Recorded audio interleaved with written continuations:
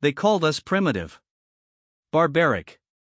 A species that barely crawled out of the mud while civilizations thousands of years older than ours built empires among the stars.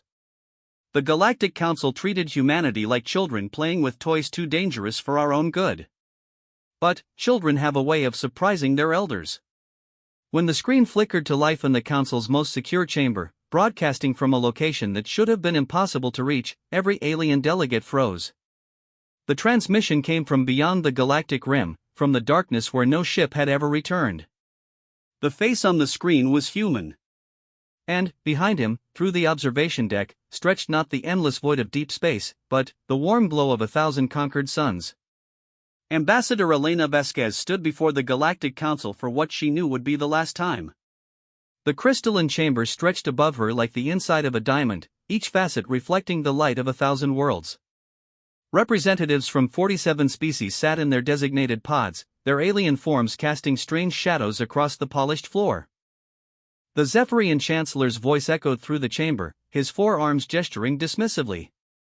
His species had mastered faster-than-light travel while humans were still banging rocks together. The condescension dripped from every translated word. "The human request is denied," he announced, his gill slits fluttering with what Elena had learned was their version of laughter. Humanity lacks the technological sophistication and cultural maturity required for full membership in the Galactic Council. Your species demonstrates concerning aggressive tendencies and primitive resource management. Elena kept her face neutral, though her fingers tightened around the datapad in her hands. 3 years of negotiations. 3 years of proving human worth, demonstrating their innovations, showcasing their art and literature. All dismissed with a wave of an alien appendage. The Altarian representative, a creature that resembled a floating jellyfish made of pure energy, pulsed with colors that the translator rendered as agreement. The humans show promise, it communicated through bioelectric fields, but they are millennia away from our level of development. Perhaps in a few thousand years, when they have evolved beyond their warlike nature. Warlike nature. Elena almost laughed. Yes, humans had conflicts. But they had also achieved peace more times than most species. They had ended slavery, created universal education systems, and developed technologies that prioritized environmental restoration over pure profit. But none of that mattered here. The Korthak delegate, a massive insectoid creature with mandibles that could crush steel, clicked its approval. Their military technology is crude. Their ships are slow. Their weapons are inefficient. They offer nothing we do not already possess in superior form. Elena had heard it all before. The same arguments, the same dismissal, the same barely concealed disgust. To the Council, humans were upstart primitives who had stumbled into space travel through luck rather than skill. The fact that humanity had reverse-engineered faster-than-light travel from a crashed alien probe was seen as proof of their inferiority, not their ingenuity. "If I may," Elena said, stepping forward. The chamber fell silent. It was a breach of protocol to speak without being recognized, but she no longer cared about their rules. Chancellor Vexthal's eyes narrowed. The human delegation was not given permission to address the council. With respect, Elena replied, her voice carrying across the chamber with a clarity that surprised even her, "I'm not here to beg for membership anymore. I'm here to deliver a message." Murmurs rippled through the assembled delegates. The Valdorian representative, a tall humanoid with silver skin and no visible mouth, communicated through hand gestures that the translator interpreted as curiosity mixed with irritation. Elena activated her datapad. The holographic display that materialized above it was simple by the Council's standards, but it showed exactly what she needed it to show. A star map of the local galactic arm, with human territory highlighted in blue. "For 3 years, you've told us we're too primitive to join your club," she said, manipulating the display with practiced movements. "Too aggressive, too young, too stupid to contribute anything meaningful to galactic civilization. You've denied our trade proposals, refused our diplomatic initiatives, and blocked our research exchange programs." The Zephyrian Chancellor's gill slits fluttered again. "Your point, human?" Elena smiled. It was not a pleasant expression. My point is that while you've been sitting in this pretty crystal palace, making decisions about species you've never bothered to truly understand, we've been working, learning, growing, adapting. She touched the data pad again. The star map zoomed out, showing a much larger portion of the galaxy. New markers appeared, scattered across regions that most council species had never bothered to explore. You see, you made one crucial error in your assessment of humanity, Elena continued. You assumed we would wait for your approval to explore the galaxy. The chamber erupted in agitated chatter. The Eltarian's bioelectric field flashed with colors that indicated confusion and alarm. The Korthak delegate's mandibles clicked rapidly, a sign of agitation. Impossible, Chancellor Vexthal said, rising from his seat. Those regions are marked as unexplored. The stellar conditions are too harsh for safe travel. No species has successfully established colonies beyond the Council's mapped territories. No Council species, Elena corrected. But, humans aren't Council members, are we? We're not bound by your safety protocols or your exploration guidelines. We're not required to report our activities to your science committee or seek approval for our colonization efforts. The holographic display updated again, showing shipping routes, communication networks, and resource extraction operations. All human. All established in regions the Council had deemed too dangerous or worthless to investigate. The Valdorian representative's hand gestures became increasingly rapid. The translator struggled to keep up, finally, settling on phrases like unprecedented expansion and violation of established doctrine. Elena watched their reactions with satisfaction. For 3 years, she had endured their lectures about human limitations. Now it was her turn to educate them. While you've been debating whether humans deserve a voice in galactic affairs, she said, we've established research stations in 17 different stellar phenomena that you claimed were impossible to approach. We've made contact with 43 species that you didn't even know existed. And, we've developed technologies that make your superior systems look like children's toys. The Zephyrian Chancellor's forearms trembled with indignation. This is preposterous. Human technology is crude, inefficient. Your fastest ships require months to travel distances our vessels cover in days. Elena's smile widened. Our fastest Council-approved ships, she said. The ones you've inspected, analyzed, and dismissed as primitive. But, you never asked about our other ships, did you? The ones we built after studying the wreckage of the probe that first brought us to your attention. She touched the data pad one final time. The holographic display disappeared, replaced by a simple countdown timer. In approximately 30 minutes, Elena announced, a transmission will be broadcast on all Council emergency frequencies.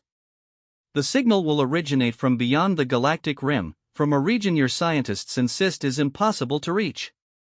The message will be from a human exploration fleet that has been traveling for the past 18 months. The chamber fell completely silent. Even the constant background hum of the life support system seemed muted. 18 months, Elena repeated. Using technology that we developed from principles you told us we were too primitive to understand. They've been documenting everything they've found out there in the dark between galaxies.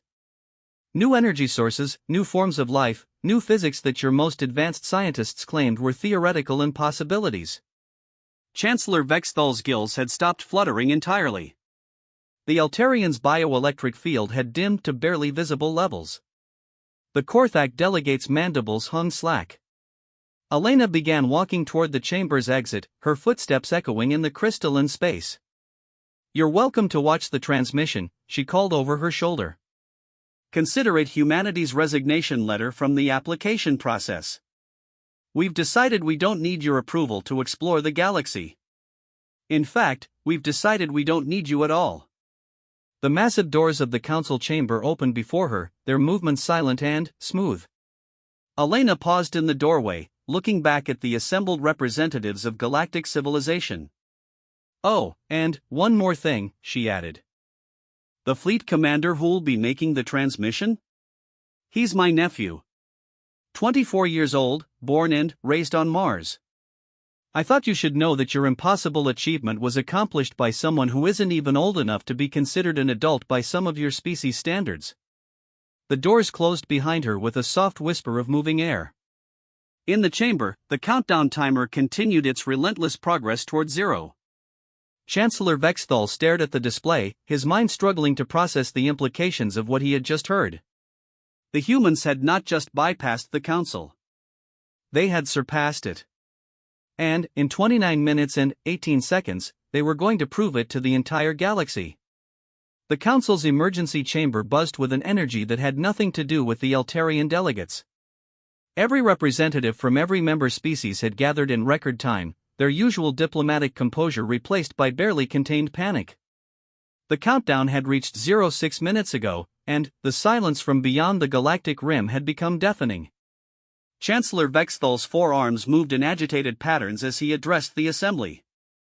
Our long-range sensors detect no anomalous signals from the projected coordinates. The humans appear to have been engaging in elaborate deception. The Korthak War leader, General Thaxmore, clicked his mandibles in what passed for agreement among his species. Typical human bravado. They create grand theater to mask their limitations. No vessel constructed with their primitive technology could survive the energy storms at the galactic rim, much less travel beyond it. But, even as he spoke, the massive central screen that dominated the chamber flickered to life. Static filled the display first, then, clearing waves of interference that made several delegates flinch. The signal strength was impossible. No transmission had ever successfully crossed the void between galaxies. The background radiation alone should have destroyed any communication attempt. Then, the image resolved. A young human male appeared on the screen, his dark hair slightly mussed-in, his uniform bearing insignia that none of the Council's xenobiologists recognized. Behind him, through what was clearly an observation deck, stretched a vista that defied comprehension. Not the empty blackness of space, but the warm glow of distant galaxies clustered like jewels against velvet. And, closer, much closer, the swirling patterns of stellar formation that could only mean one thing. He was broadcasting from the other side of the galactic rim. "Greetings, Galactic Council," the young man said, his voice clear despite the impossible distance. "I'm Commander Marcus Chen, expedition leader of the human deep space exploration fleet. I believe my Aunt Elena told you to expect this transmission." The Zephyrian Chancellor's gill slits had stopped moving entirely. The Eltarian delegate's bioelectric field pulsed in rapid, chaotic patterns. Even the usually stoic Valdorians were making agitated hand gestures. Commander Chen smiled, and the expression reminded many of the watching delegates uncomfortably of his aunt's parting gesture. "I know what you're thinking. This transmission should be impossible. Our ships should have been destroyed by the energy barriers surrounding our galaxy. Our technology should have failed dozens of different ways." He turned slightly, gesturing towards something off-screen. "But, you see, that's the thing about humans. We don't accept impossible. We just accept that we haven't figured it out yet." The camera angle shifted, revealing more of the ship's interior. What the council members saw made their worst fears manifest. The vessel was massive, easily the size of a council dreadnought, but its design was unlike anything in their databases. Curved surfaces flowed seamlessly into angular projections. Materials that seemed to absorb light were integrated with others that reflected it in impossible ways. And the crew. Dozens of humans moved through the visible sections with the efficient grace of people who had been working together for months. But, more disturbing to the watching aliens were the non-human figures integrated seamlessly among them. "Allow me to introduce some of our crew members," Commander Chen said, apparently reading their expressions perfectly despite the transmission delay. "This is Dr. Kexhai, our chief xenobiologist." A figure stepped into view that made the Korthak delegate's mandibles clatter in recognition. It was clearly of his species, but wearing human ship's insignia and moving with the easy familiarity of someone completely at home. Dr. Kexhai joined our expedition after her research was rejected by the Council's Science Committee, Chen continued. Something about her theories on transgalactic stellar formation being too speculative for serious consideration. She's been able to test those theories extensively over the past 18 months. The Korthak scientist spoke, her words translated by the ship's systems rather than the Council's equipment. Honored delegates, the energy matrices we have documented in this region exceed all previous theoretical models. The humans' willingness to explore beyond established safety parameters has led to discoveries that will revolutionize our understanding of cosmic formation. General Faxmore made a sound that the translator couldn't interpret. His own species' greatest xenobiologist had abandoned the Council to work with humans. Commander Chen gestured again, and another figure appeared. This one was Altarian, its bioelectric field pulsing with the complex patterns that indicated advanced scientific thought. Engineer Lixandra has been instrumental in developing our transgalactic navigation systems, Chen said. The Council's engineering committee classified her energy field manipulation theories as impossible to implement. We've been using them for the past 8 months. The Altarian delegate watching from the Council chamber flashed colors that indicated profound shock. Lixandra was a name known throughout Altarian space, a genius who had disappeared 3 years earlier after her research proposals were rejected. You're probably wondering how we convinced these distinguished scientists to abandon their homeworlds and join what you undoubtedly considered a doomed human venture, Chen said. His smile took on a sharper edge. The answer is simple. We listened to them. The camera pulled back further, revealing even more of the ship's interior. The scale was staggering.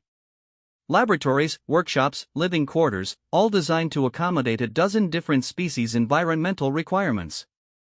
Gardens that defied the closed ecosystem requirements of traditional space travel. Manufacturing facilities that seemed to be producing components in real time. While the Council debated whether various species' research proposals met your committee's approval criteria, Chen continued, we offered something much more valuable. The chance to actually test those theories. The resources to build the equipment they needed. And the freedom to pursue knowledge wherever it led, regardless of whether it contradicted established doctrine. A new figure appeared on screen, causing gasps throughout the Council chamber. It was Valdorian, but its silver skin bore markings that indicated the highest levels of scientific achievement among its people. Master theorist Quinvel, Chen said, formerly the Council's leading expert on exotic matter manipulation. His proposal for faster-than-light communication across galactic distances was rejected as theoretically impossible. We're using his technology to broadcast this message. The Valdorian representative in the Council chamber began making rapid hand gestures that the translator couldn't keep up with. Quinvel had been their most respected scientist before his sudden disappearance 2 years ago. Commander Chen's expression grew more serious. I want to be clear about something. These scientists didn't abandon their species. They abandoned a system that valued political stability over scientific advancement. They chose exploration over bureaucracy. The image shifted again, showing what was clearly a research laboratory filled with equipment that seemed to blend technologies from multiple species into configurations that shouldn't have been possible. Dr. Kexhai's stellar formation research has identified 17 star systems in this region that are undergoing accelerated development, Chen reported. The energy output from these formations suggests the presence of materials with properties that don't exist in our home galaxy. Engineer Lixandra's field manipulation systems have allowed us to sample these materials safely. He paused, letting the implications sink in. Master theorist Quinvel's communication theories have proven so successful that we've established a real-time data link with human space. Everything we're discovering is being transmitted back to Earth and the outer colonies instantaneously. No 18-month delay, no information lag. We're conducting research in one galaxy and implementing the discoveries in another simultaneously. The Council chamber had fallen completely silent. Even the background hum of life support systems seemed muted by the magnitude of what they were witnessing. But the most important discovery, Chen continued, isn't technological. It's philosophical. When you remove artificial barriers to cooperation, when you stop dividing the universe into us and them, when you focus on what can be accomplished rather than who gets credit for accomplishing it, the results exceed every expectation. The camera angle shifted one final time, showing the observation deck where Commander Chen stood. Through the transparent barriers, the assembled council members could see not just the distant glow of foreign galaxies, but the lights of other ships. Dozens of them, moving in coordinated patterns that suggested a permanent settlement rather than a temporary expedition. "We're not just exploring this region," Chen said quietly. "We're colonizing it. The first human cities beyond the galactic rim will be operational within 6 months. Our second expedition fleet departed from human space yesterday, carrying 10,000 colonists and the industrial equipment necessary to establish permanent manufacturing facilities." He looked directly into the camera, and, for a moment, every council member felt as if he were speaking directly to them. "You had a chance to be part of this," he said. "To guide humanity's development, to share in our discoveries, to help shape what we became. Instead, you chose to dismiss us as unworthy of your attention." The transmission began to fade, interference patterns creeping across the edges of the image. "This will be our last communication with the Council territories," Commander Chen announced. "We have a galaxy to explore and civilizations to build. Goodbye." The screen went dark. In the silence that followed, Chancellor Vexthal stared at the empty display, his forearms trembling with emotions he couldn't name. The humans hadn't just bypassed the Council. They had made it irrelevant. 6 months had passed since Commander Chen's transmission had shattered the Council's understanding of galactic politics. 6 months of emergency sessions, frantic research initiatives, and increasingly desperate diplomatic overtures that received no response from human space. The war had started 3 weeks ago.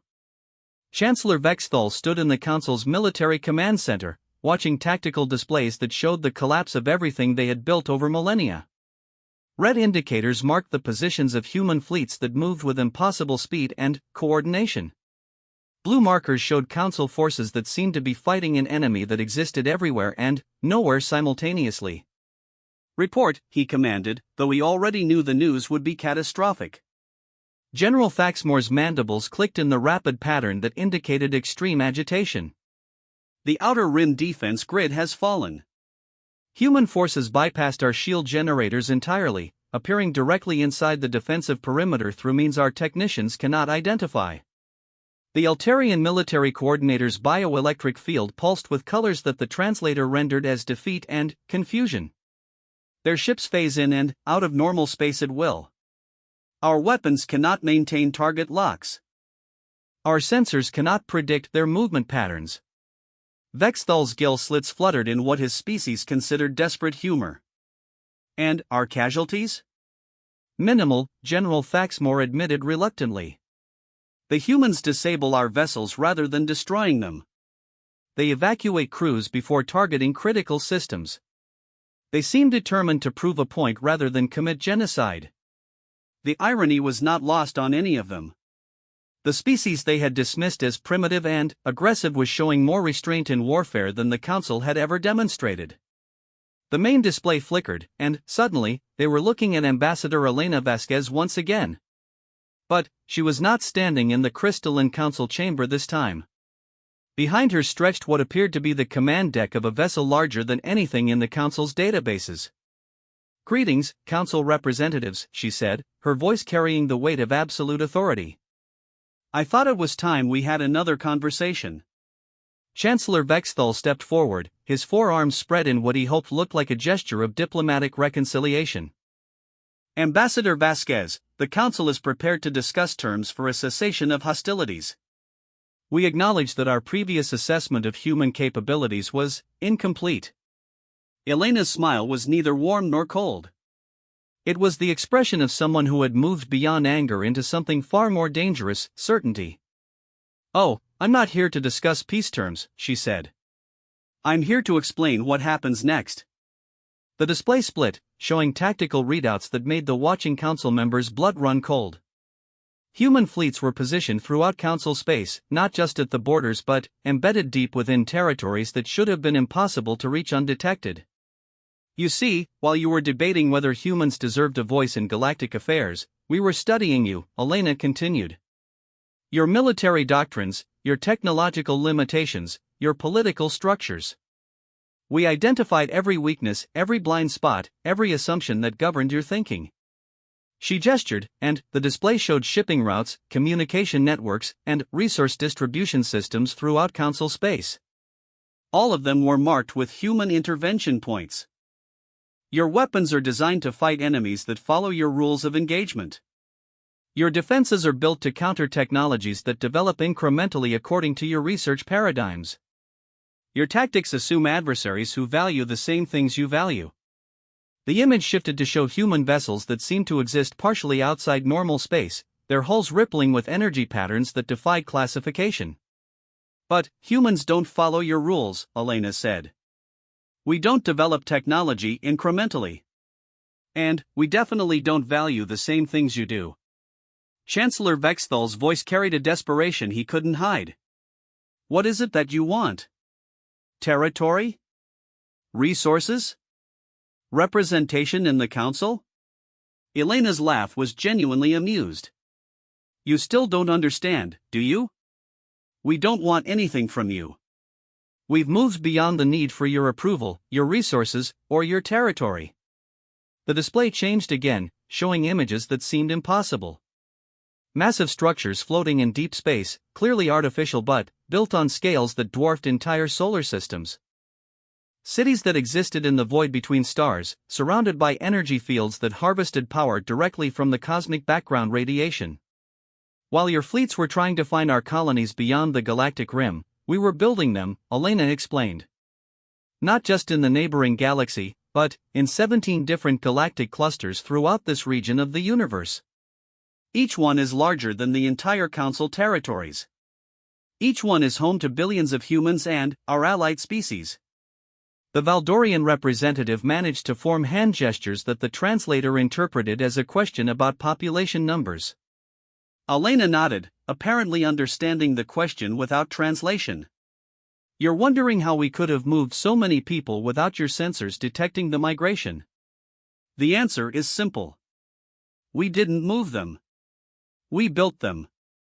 The display showed manufacturing facilities that stretched across multiple star systems, automated construction platforms that seemed to be assembling entire worlds from raw stellar material. Accelerated population growth using cloning technology perfected by Dr. Kexhai's research team. Artificial consciousness development based on master theorist Quinvel's exotic matter experiments. Instantaneous matter transmission using engineer Lixandra's field manipulation discoveries. She paused, letting the magnitude of human achievements sink in. Every scientist you rejected, every theory you dismissed as impossible, every research proposal you buried in committee review, became the foundation for capabilities you can't even comprehend. We didn't just surpass your technology. We evolved beyond your understanding of what technology can be. General Faxmore's mandibles moved in patterns that indicated a question about human intentions.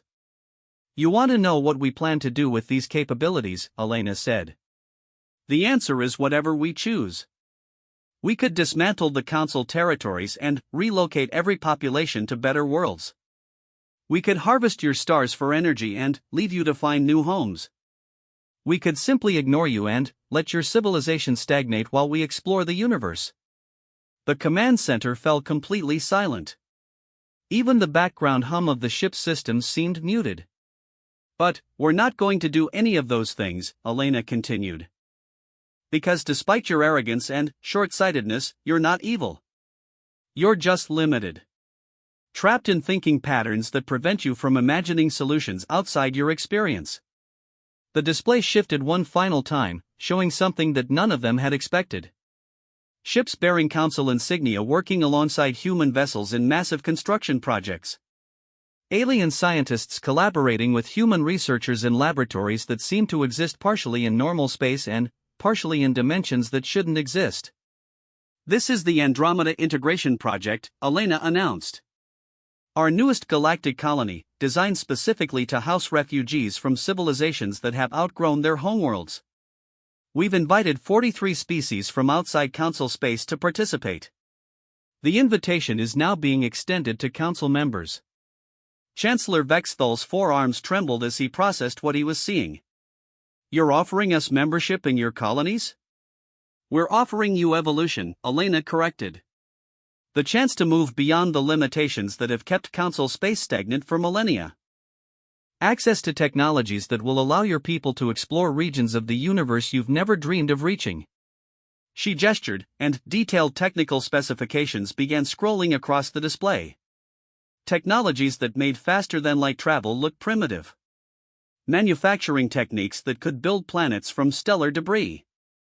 Communication systems that operated across galactic distances instantaneously. The only requirement is that you abandon the assumption that you know what's impossible, Elena said. Stop defining the universe by your limitations and start exploring its actual potential. The transmission began to fade, but Elena's voice remained clear. You have 72 hours to decide. Any species that chooses to join the integration project will have access to human transportation networks and settlement assistance. Those that prefer to remain in council space will be left alone, though we'll maintain monitoring stations to ensure your conflicts don't threaten our colonies. The screen went dark for several seconds, then flickered back to life one final time. Elena was closer to the camera now, her expression serious but not unkind. For what it's worth, she said quietly, I hope you choose to come with us. The universe is much larger and stranger than any of us imagined. It would be a shame to explore it alone. The transmission ended. In the silence that followed, Chancellor Vexthal stared at the tactical displays showing human fleets positioned throughout Council space. Not as conquerors, but as escorts. Waiting to guide them to something beyond their imagination. For the first time in his long political career, he found himself wondering what lay beyond the boundaries of the possible. 3 days later, the evacuation began. Not as defeat, but as graduation into a universe where impossible was just another word for unexplored. The council chambers went dark. But, across 17 galaxies, the lights of human cities burned like stars against the cosmic night, and former council species worked alongside their human partners to build civilizations that spanned the observable universe. They had dismissed humanity as primitive. In the end, humanity had dismissed the limitations that kept them bound to a single galaxy as primitive. The universe was vast, and they had eternity to explore it together.